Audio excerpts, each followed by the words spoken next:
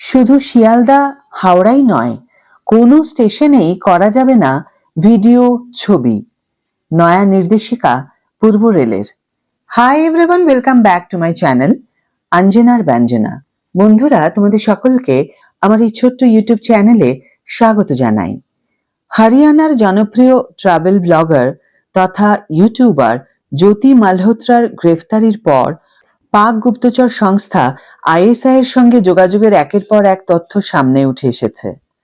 দেশের একাধিক রাজ্যে ঘুরেছেন এই ইউটিউবার, বাদ যায়নি কলকাতাও। ভিডিও বানানো হয়েছিল একাধিক জায়গার। তাই এবার সেই ঘটনার থেকে শিক্ষা নিয়ে রেল স্টেশন চত্বর, প্ল্যাটফর্ম এবং ট্রেনের ভেতরে কোনো ভিডিও শুট করা বা ছবি তোলা যাবে না বলে নির্দেশিকা জারি করল পূর্ব রেল। একাধিকবার কলকাতায় এসেছিলেন পাক গুপ্তচর সন্দেহে ধৃত জ্যোতি মালহোত্রা। কলকাতার কোনায় কোনায় ছড়িয়ে রয়েছে তার কীর্তি।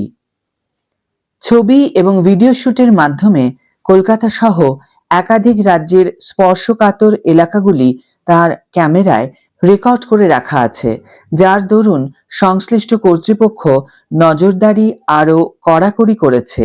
তাই এবার পূর্ব রেল কর্তৃপক্ষ সিদ্ধান্ত নিয়েছে যে আর কেউ যেন গুরুত্বপূর্ণ স্টেশনগুলির কোনো বিস্তারিত ছবি বা ভিডিও রেকর্ড না করে, যা সংযোগকারী হিসাবে কাজ করে। নেপথ্যে কারণটা কি? পূর্ব রেলের মুখপাত্র জানিয়েছেন, কিছু ব্লগার বা ইউটিউবার রেলওয়ে স্টেশনের ভিডিও ব্লগ তোলার চেষ্টা করেন, যা খুবই উদ্বেগজনক। সমস্ত বিভাগেই এই নিষেধাজ্ঞা কার্যকর রয়েছে, কিন্তু কিছু লোক নির্দেশিকা অনুসরণ করতে চান না। ব্লগার এবং ইউটিউবারদের কাছে আমাদের অনুরোধ, আর কখনো এই ধরনের কার্যকলাপ করবেন না। অর্থাৎ এই মুহূর্তে দেশের নিরাপত্তার সঙ্গে একদম আপোষ করতে চাইছে না রেল। তবে এই ধরনের বিধিনিষেধ সবসময় থাকলেও এতটাও কড়াকড়ি ছিল না, কিন্তু চলতি পরিস্থিতির পরিপ্রেক্ষিতে জরুরি বিভাগ তা পুনরায় নিশ্চিত করেছে। পূর্ব রেলের তরফ থেকে একটি বিজ্ঞপ্তি সূত্রে স্পষ্ট জানিয়ে দেওয়া হয়েছে যে একমাত্র সংবাদ মাধ্যম বা চ্যানেলগুলি স্টেশন প্রাঙ্গণে অনুষ্ঠানের ছবি তুলতে পারে, কিন্তু কোনো সাধারণ মানুষের তা করার অনুমতি নেই। জ্যোতি মালহোত্রার ঘটনার পর থেকে দেশ জুড়ে এক অদ্ভুত পরিস্থিতি তৈরি হয়েছে, যার দরুন দেশের নিরাপত্তার ক্ষেত্রে নজরদারি আরও বাড়ানোর সিদ্ধান্ত নেওয়া হয়েছে।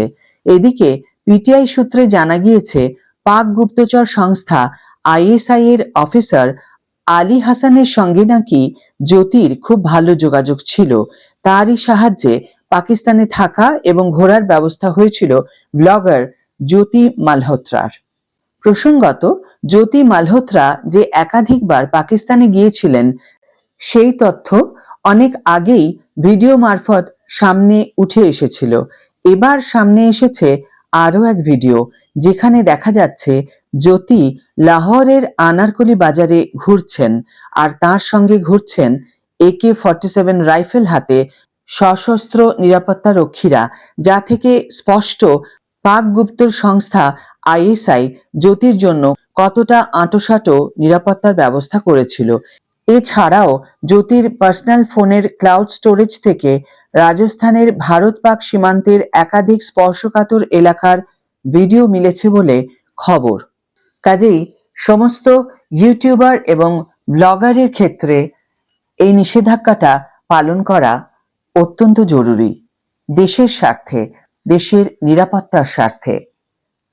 আমিও একজন ইউটিউবার, আমারও ভালো লাগে ভিডিও শুট করতে। কোথাও বাইরে গেলে সেই ছবি, সেই ভিডিও ক্যামেরা বন্দি করে রাখতে। কিন্তু দেশ সবার আগে, দেশের নিরাপত্তার স্বার্থে এই ইচ্ছেটাকে বর্জন করা মোটেই অসাধ্য নয়। স্টেশনের বাইরে বেরিয়ে তারপর ভিডিও শুট করা যাবে, বিভিন্ন জায়গায় গেলে সেখানকার ভিডিও শুট করা যেতে পারে, কিন্তু ট্রেনের ভিতরে বা স্টেশনে ভিডিও শুট বা কোনো ছবি না তোলার চেষ্টা করাই ভালো, এটা আমার মনে হয়। আজকের ভিডিও এখানে শেষ করছি বন্ধুরা। ভিডিওটি যদি তোমাদের কার্যকর বলে মনে হয়ে থাকে, তাহলে অবশ্যই একটা ছোট করে লাইক দিও, শেয়ার করো বন্ধুদের সাথে, কমেন্ট করে জানিও তোমাদের মতামত।